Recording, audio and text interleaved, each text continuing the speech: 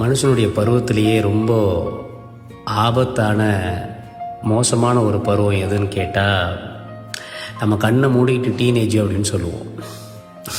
இல்லவே இல்லை, ரொம்ப வசந்தமான ஒரு காலகட்டம் டீனேஜ். ஆக்சுவலாக ரொம்ப ஆபத்தான ஒரு ஏஜ் டைம் லைன் என்ன தெரியுமா? இந்த 35லேருந்து 40, 40+. பயங்கரமாக இருக்கும்.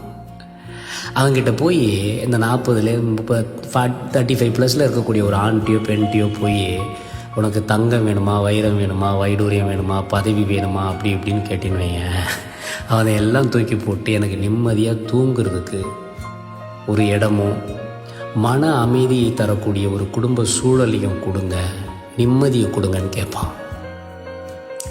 அதுவும் இந்த தன்னந்தனியாக வாழ்க்கையில் போராடி முட்டி மோதி படிப்படியாக படித்து அவன் சந்திக்காத பிரச்சனைகளே இருக்காது. அவ்வளவையும் சந்தித்து வந்து அப்பாடான்னு உட்கார்ற நேரத்தில் நீங்கள் அவன் அடிவாரத்தை போட்டு ஆட்டுனீங்கன்னு வைங்களேன், எதுவுமே வேணான்னு தூக்கி போட்டுட்டு போகிறதுக்கு இந்த ஆண்களோ பெண்களோ தயங்கவே மாட்டாங்க. நீங்கள் நல்லா பாருங்களேன், வாழ்க்கையை துறக்கக்கூடிய வாழ்க்கை பற்றிய ரொம்ப கசப்பான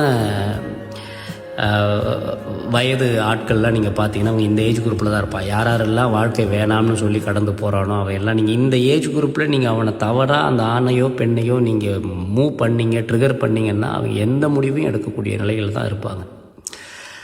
இது வாழ்க்கை அனுபவத்திலிருந்து மட்டுமே இதை உணர முடியும்.